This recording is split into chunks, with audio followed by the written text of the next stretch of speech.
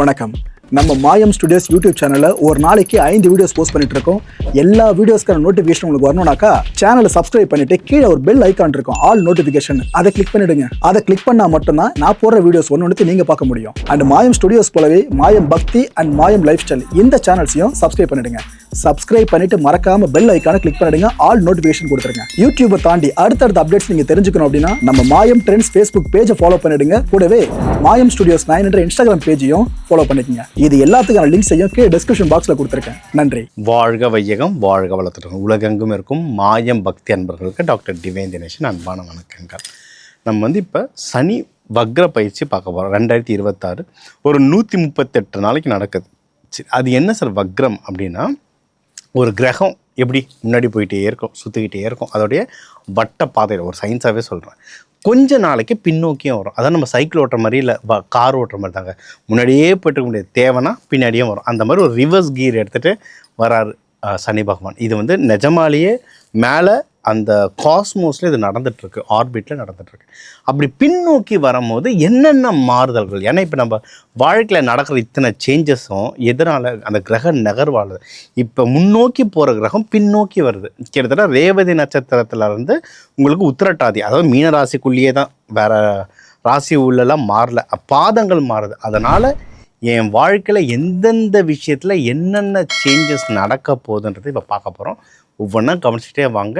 இது கூட நிறைய பரிகாரங்கள், கோவில் போய் பண்ணுற மாதிரியும் சில பரிகாரங்கள், வீட்டில் இருந்தே பண்ணுற மாதிரி நிறைய பரிகாரங்கள் சொல்ல போகிறேன். ஒவ்வொன்றும் கவனிச்சுட்டு வாங்க, யூஸ் பண்ணுங்கள், நல்ல ரிசல்ட் வரும். மேஷ லக்னம், மேஷ ராசி, இவங்களுக்கு ஜென்ரலாக எப்படி இருக்குது? நம்மளுக்கு சனீஸ்வர பகவான் ஏற்கனவே நம்மளுக்கு அந்த 7 சனி ஆரம்பிச்சிடுச்சு. கொஞ்சம் செலவுலாம் 6 மாதமாக கொஞ்சம் பிரித்து எடுத்துகிட்ருக்கு. வீட்டில் லைட்டாக டிஸ்டர்பன்ஸ்லாம் இருக்குது. இப்போ இந்த சனி வக்ரத்தால் எனக்கு நல்லதா கெட்டதானா ரொம்ப பெரிய டிஃப்ரென்ஸ்லாம் இல்லை. ஏன்னா அவர் அந்த மீனராசி உள்ளே தான் இருக்கார். உங்களுக்கு 12 வழக்கம் போல் செலவு பிச்சு பெடல் எடுத்துகிட்டு இருக்கும். செலவு தான் ஆகிட்டே இருக்கும், சரிங்களா? அந்த செலவை நீங்கள் இறுக்கி பிடிச்சிட்டிங்கன்னா ஜெயிச்சிட்டிங்க. மேஷராசி லக்னத்துக்கு செலவை இறுக்கி பிடிக்கிறது தான் பிரச்சனையே. யாருன்னா கேட்டாங்கன்னா அள்ளி கொடுத்துருவோம். நம்ம பங்காளி பிரச்சனைடா காசுறானா இன்னும் எதுவும் கேட்க மாட்டோம். ஜிபே தான் இருந்தால் இப்போவே அனுப்புகிறோம், உடனே அனுப்பிடுவோம். அந்த மாதிரி இல்லாமல் கொஞ்சம் கண்ட்ரோலாக இருக்கிறது நல்லது. அகெயின் ஈஸியாக சொல்லிட்டீங்க சார், கண்ட்ரோல் தானே பிரச்சனை அப்படின்னு நினச்சிங்கன்னா, நீங்கள் போனதுலேயே சொல்லியிருந்தேன் நான், நீங்கள் காசு கையில் கிடைக்குதுன்னா டக்குன்னு எடுத்து இன்வெஸ்ட்மெண்ட் பண்ணிவிடுங்க.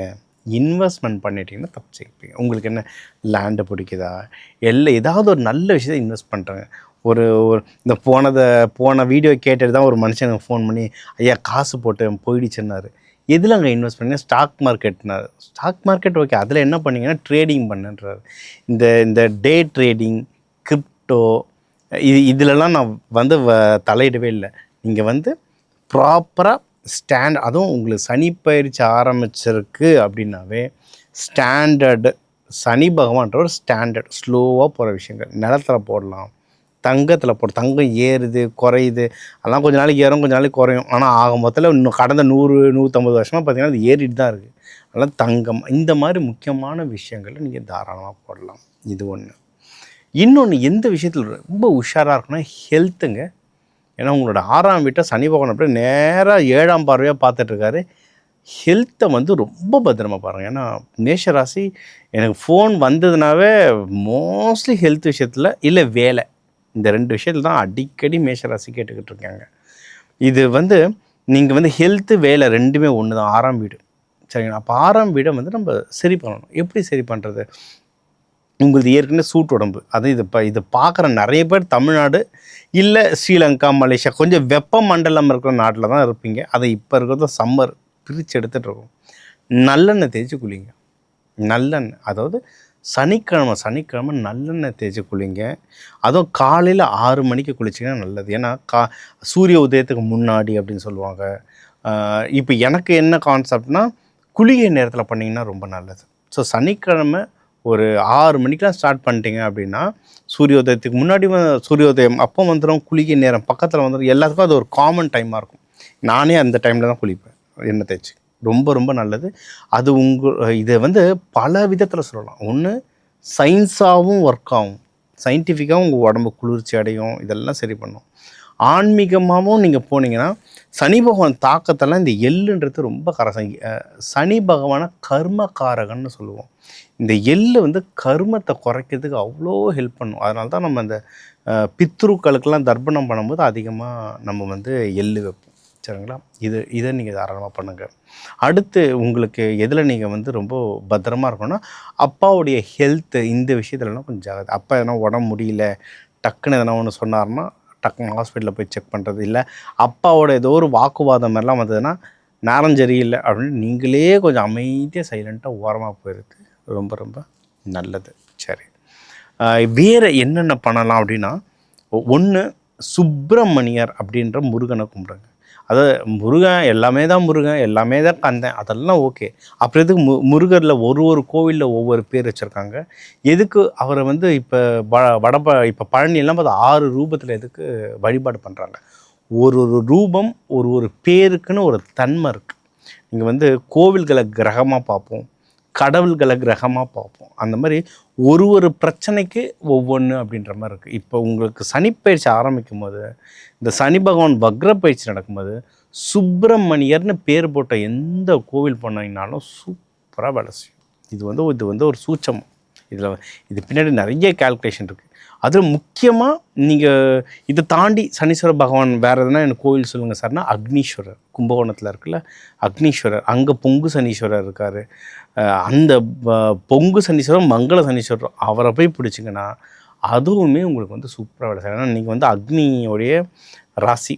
இந்த அக்னீஸ்வரர் கோயிலுக்கு போகும்போது இன்னும் சூப்பராக உங்களுக்கு வேலை செய்யும். இந்த மாதிரி கடவுள்கள் ஏன் தேர்ந்தெடுத்து ரூபத்தை தேர்ந்தெடுத்து வழிபாடு பண்ணிங்கன்னு வச்சுக்கோங்களேன், ரிசல்ட் ஃபாஸ்ட்டாக கிடைக்கும்.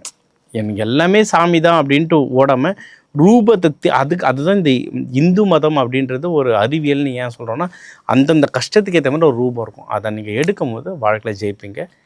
இந்த சுப்பிரமணியரை வழிபாடு பண்ணுங்கள். இந்த சனீஸ்வர பகவானுடைய வக்ர பயிற்சி நமக்கு வந்து ஒரு இனிதாகவே அமையும். இப்போ சனி பகவானுக்கு வந்து பொதுவாக நம்ம வந்து எல்லாமே ஒரு பொதுவான விஷயங்களாக பார்த்துட்டு இருந்தேன்.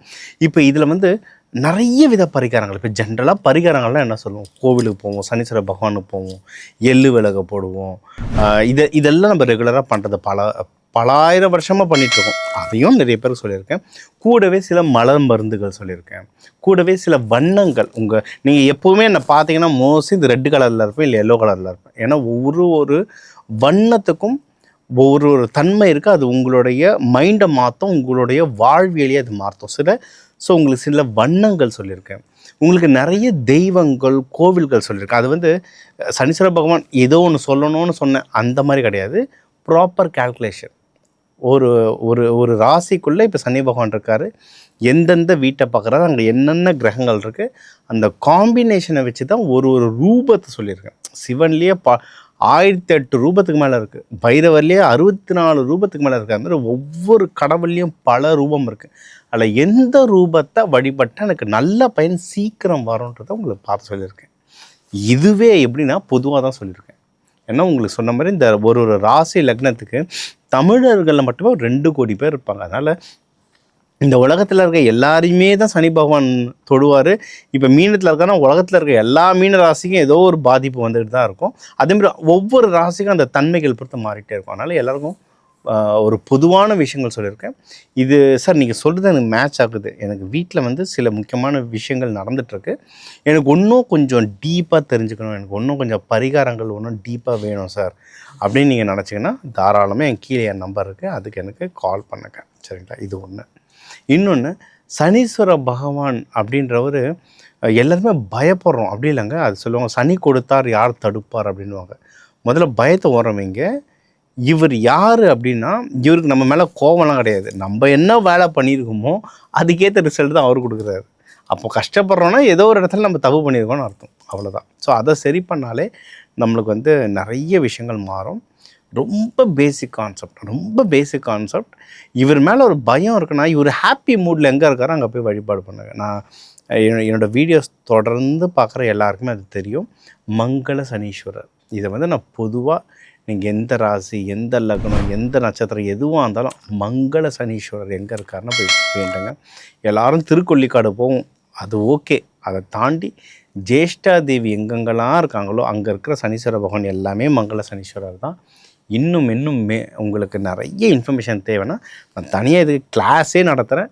தாராளமாக என் நம்பரை கான்டாக்ட் பண்ணி அந்த கிளாஸை சேர்ந்துக்கோங்க. இன்னும் நிறைய விஷயம் தெரிஞ்சுக்கலாம். இந்த சனி பயிற்சி எல்லாருக்குமே நல்லதாகவே அமைய அந்த எல்லாம் வல்ல ஜேஷ்டா தேவி சனீஸ்வர பகவான் அவங்க பிள்ளைங்க மாந்தி குழுகன் எல்லாரும் நம்மளுக்கு எல்லா நல்ல அருளும் செய்ய டாக்டர் டிவைன் தினேஷன் அன்பான வாழ்த்துக்கள். வாழ்க வளத்துடன். வணக்கம். நம்ம மாயம் ஸ்டுடியோஸ் யூடியூப் சேனலில் ஒரு நாளைக்கு 5 வீடியோஸ் போஸ்ட் பண்ணிட்டு இருக்கோம். எல்லா வீடியோஸ்க்கான நோட்டிஃபிகேஷன் உங்களுக்கு வரணும்னாக்கா சேனலை சப்ஸ்கிரைப் பண்ணிட்டு கீழே ஒரு பெல் ஐக்கான் இருக்கும், ஆல் நோட்டிஃபிகேஷன். அதை கிளிக் பண்ணிடுங்க. அதை கிளிக் பண்ணா மட்டும்தான் நான் போடுற வீடியோஸ் ஒன்று நீங்க பார்க்க முடியும். அண்ட் மாயம் ஸ்டுடியோஸ் போலவே மாயம் பக்தி அண்ட் மாயம் லைஃப் ஸ்டைல் இந்த சேனல்ஸையும் சப்ஸ்கிரைப் பண்ணிடுங்க. சப்ஸ்கிரைப் பண்ணிட்டு மறக்காம பெல் ஐக்கானை கிளிக் பண்ணிடுங்க, ஆல் நோட்டிஃபிகேஷன் கொடுத்துருங்க. யூடியூபை தாண்டி அடுத்தடுத்த அப்டேட்ஸ் நீங்க தெரிஞ்சுக்கணும் அப்படின்னா நம்ம மாயம் ட்ரெண்ட்ஸ் ஃபேஸ்புக் பேஜை ஃபாலோ பண்ணிடுங்க. கூடவே மாயம் ஸ்டுடியோஸ் 9 என்ற இன்ஸ்டாகிராம் பேஜையும் ஃபாலோ பண்ணிக்கங்க. இது எல்லாத்துக்கான லிங்க்ஸையும் கீழே டிஸ்கிரிப்ஷன் பாக்ஸ்ல கொடுத்துருக்கேன். நன்றி.